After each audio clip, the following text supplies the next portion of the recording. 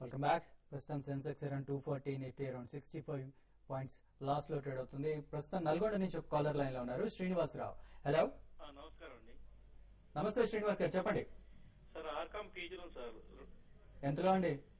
నేను సార్ 107 రూపాయలు తీసుకున్నా sir. Okay sir last 2-3 days నుంచి మాత్రం స్టాక్ అప్ ట్రెండ్ ఉండిందండి. ఎందుకంటే చైనీస్ బ్యాంక్ దగ్గర నుంచి అమౌంట్ రిలీజ్ అవుతుంది, కాస్త డెట్ బర్డెన్ రిలీజ్ అవుతుందని. And more over city group overall telecom sector ని తిరిగి కాస్త అప్గ్రేడ్ చేశారనమాట ఫ్రమ్ సెల్ టు బై. అందుకని చెప్పి యాజ్ ఆఫ్ నో మాత్రం స్టాక్ నేను అనుకోవటం వర్స్ట్ అయిపోయిందని అనుకుంటున్నాను, బోత్ ఐడియాకి అండ్ రిలయన్స్ కమ్యూనికేషన్స్ కి. ఓన్లీ థింగ్ సుప్రీంకోర్టు జడ్జిమెంట్ ఏదైతే ఉందో 2G లైసెన్స్ క్యాన్సిలేషన్ పైన అది హోల్డ్ లో పెట్టారు. కాబట్టి వన్స్ జడ్జిమెంట్ వచ్చినప్పుడు ఒక వొలటిలిటీ ఉన్నా కూడా ఈ సెగ్మెంట్ లో నేను అనుకోవటం స్టాక్స్ ఆ తర్వాత నుంచి పెరగటం మొదలవుతాయి. యాజ్ ఆఫ్ నో హోల్డ్ చేయమని చెప్పేసి చెప్తాను. ఓకే, నెక్స్ట్ మరో శ్రీనివాస్ ఖమ్మం నుంచి లైన్ లో ఉన్నారు. హలో, నమస్తే అండి, చెప్పండి. సార్ 410 రూపాయల మీద హ్యావెల్స్ బై చేసినవి ఉన్నాయి సార్. ఓకే, ఎగ్జిట్ అవ్వమంటారా ఉంటారా? అలాగే ఇప్పుడున్న రేట్లలో వీగార్డ్ ఇండస్ట్రీస్ బై చేయొచ్చు సార్ ఫ్రెష్ గా షార్ట్ టర్మ్ కోసం. ఓకే, రెండోది వీగార్డ్స్. ఇప్పుడు హ్యావెల్స్ ఇండియా మీరు అన్నట్టుగా కొంచెం వీక్ గానే ఉంది. అయితే ఇప్పుడున్న పరిస్థితులు ఏంటంటే ఇది ఇన్వెస్ట్మెంట్ కోసం అయితే మాత్రం మీరు హోల్డ్ చేయండి. ఇప్పుడు టెక్నికల్ గా చూడాలంటే చాలా వరకు అన్ని మిడ్ క్యాప్ స్టాక్స్ దగ్గర 70-80% మిడ్ క్యాప్ స్టాక్స్ అన్ని కూడా వీక్ ఉన్నాయి, ఇంకా ఫర్దర్ కూడా వీక్ అయ్యే ఛాన్సెస్ ఉన్నాయి. కాబట్టి ఏంటంటే షార్ట్ టర్మ్ కోసం కొంత వీక్ గానే ఉంటుంది. మీరు ఇన్వెస్ట్మెంట్ కోసం అయితే హ్యావెల్స్ ఇండియా మీరు హోల్డ్ చేయమని చెప్తాను. వీగార్డ్ కూడా బై చేయొచ్చండి. ఇప్పుడు కరెంట్ అవర్స్ లో కాదు, కొంచెం వెయిట్ చేయమని చెప్తాను. ఒక 1 వీక్ 10 డేస్ వెయిట్ చేసి మార్కెట్ లో ఈ నెక్స్ట్ క్వార్టర్ రిజల్ట్ చూడండి. రిజల్ట్ తర్వాత రిజల్ట్ కానీ బాగుంటే మాత్రం డెఫినెట్ గా వీగార్డ్ మీరు బై చేసుకోవచ్చు. కరెంట్ అవర్స్ లో మాత్రం వద్దండి. ఓకే, నెక్స్ట్ గుంటూరు నుంచి శ్రీధర్ లైన్ లో ఉన్నారు. హలో హలో హలో శ్రీధర్, చెప్పండి. సార్ ఇప్పుడు మాకు టర్మిక్ ఫ్యూచర్ గురించి తెలుసుకోవాలి ఉందండి, మీ అడ్వైజ్ ఏంటండి? ఓకే అండి, రమేష్ గారు చెప్తారు. టర్మరిక్ ఫ్యూచర్ వచ్చేసి షార్ట్ టర్మ్ లో బులిష్ గానే ఉందండి. ఇది 9,800 నుంచి 10,000 రేంజ్ లో ఒకసారి అప్ ట్రెండ్ రావడానికి అవకాశం ఉంది. ప్రస్తుతం అయితే 100 పాయింట్స్ మైనస్ లో నడుస్తుంది.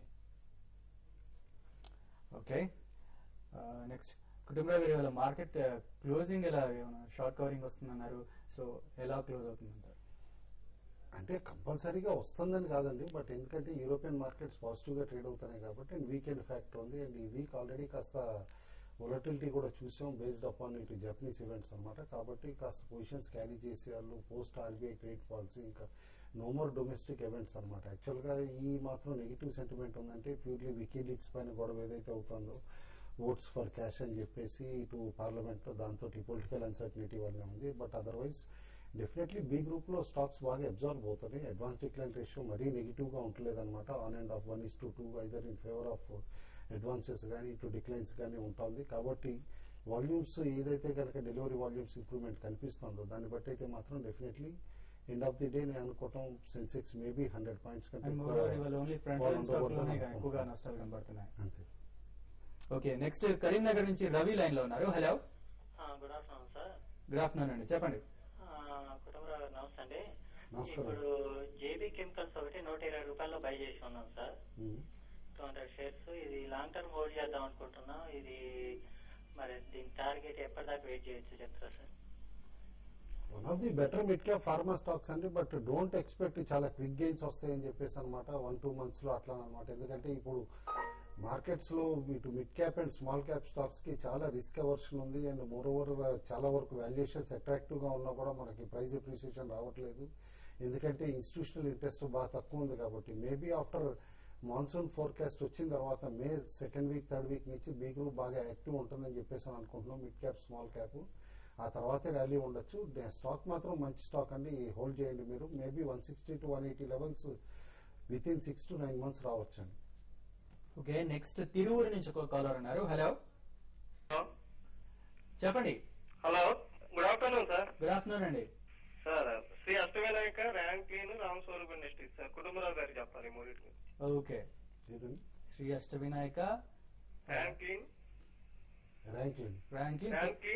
Ram Swaroop industries. Ram Swaroop. Okay, all 3 stocks available stocks అండి యాజ్ ఆఫ్ నో. ర్యాంక్లైన్ కూడా మీరు చూసే ఉంటారు, ఆపరేటెడ్ స్టాక్ అనమాట. 150 లెవెల్స్ నుంచి క్రాష్ అయ్యి ఇప్పుడు 12-13 రూపాయల దగ్గర ట్రేడ్ అవుతుంది. ఇన్ఫాక్ట్ ఫండమెంటల్స్ వైజ్ చూస్తే కనుక not even worth that current price అనమాట.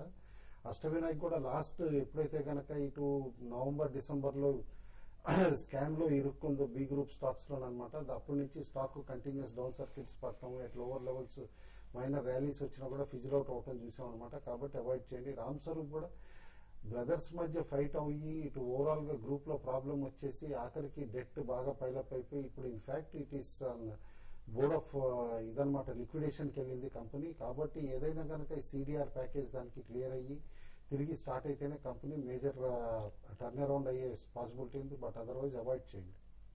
ఓకే, రమేష్ గారు చివరిగా ఇవాళ మార్కెట్ని బట్టి మీరు కమాడిటీస్ ట్రేడర్స్కి ఎలాంటి సలహా ఇస్తారు? ముఖ్యంగా ప్రీషియస్ మెటల్స్ లో వచ్చేసరికి గోల్డ్ అండ్ సిల్వర్ కొంచెం ఆల్రెడీ పెర్ఫామ్ చేశాయండి. సిల్వర్ కొంచెం అప్ ట్రెండ్ కంటిన్యూ అవ్వచ్చు అండ్ గోల్డ్ 20,900 రేంజ్ లో కొంచెం రెసిస్టెన్స్ ఉండవచ్చు చెప్పేసి అనుకోవచ్చు. అదే కనుక బేస్ మెటల్స్ చూసినట్లయితే కాపర్ 38 అబోవ్ ఉంటే కనుక కొంచెం స్ట్రాంగ్ ఉంటుంది. అదర్వైజ్ కొంచెం ఇక్కడ కొంచెం కరెక్షన్ తీసుకోవడానికి అవకాశం ఉంది. అండ్ లెడ్, జింక్ రెండు కూడా బులిష్ పెర్ఫామ్ చేస్తున్నాయండి.